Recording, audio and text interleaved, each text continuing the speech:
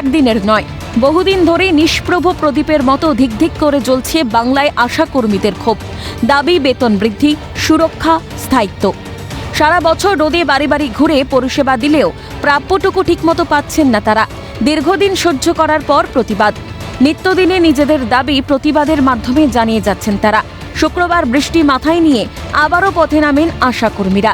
Paschimbanga আশাকর্মী union এবং পশ্চিমবঙ্গ পুর স্বাস্থ্যকর্মী ইউনিয়নের যৌথ উদ্যোগে কালীঘাট অভিযান ও ডেপুটেশন কর্মসূচির ডাক দিয়েছিলেন তারা। কিন্তু কোনো বেনিফিট নেই। মাননীয় মুখ্যমন্ত্রী এত ঘোষণা করে রেখেছেন, সেগুলো একটাও কাজে আসছে না। আমরা চাইছি মাননীয় এই বিষয়টা একটু দেখুন এবং বর্তমান বাজার মূল্য ধরে 5,250 টাকা বাড়ির একজন গৃহকর্মী যে সেও পায় না, আমাদের সেটা দিয়ে করা হয়। ঠেলা মেলা খেলা, মেলাগুলোতে ডিউটি দিয়ে দেওয়া হচ্ছে, পুজোতে ডিউটি দিয়ে দেওয়া হয়, কোনো ছুটি থাকে না মেয়েদের। সেই ছুটিগুলোকে দেওয়া হোক, সরকারি ছুটি দিতে হবে। কিন্তু আশাকর্মীদের মিছিল হাজরার দিকে বাঁক নেওয়ার আগেই রাসবিহারী মোড়ের কাছে আটকে দেওয়া হয় পুলিশের তরফে। কালীঘাট মেট্রো স্টেশনের সামনে শ্রম দফতরের সরকারি অনুষ্ঠান চলছিল, সে কারণে মিছিলের মুখ টালিগঞ্জের দিকে ঘুরিয়ে দেওয়া হয়। জানিয়ে সাময়িক উত্তপ্ত হয়ে ওঠে পরিস্থিতি। অবরুদ্ধ হয়ে যায় রাসবিহারী মোড়। সমস্যায় পড়তে হয় নিত্যযাত্রীদের।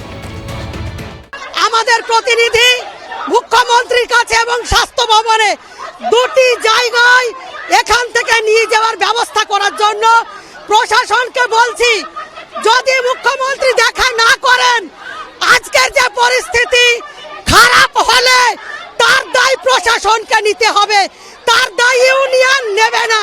মুখ্যমন্ত্রীর কাছে দেখা করতে চাই, যদি না দেয় তাহলে আমরা এখানে অবস্থান বিক্ষোভ করব। আর এইভাবে পুলিশ দিয়ে আমাদেরকে আটকানো যাচ্ছে না, যাবে না, কোনোদিনই যায়নি।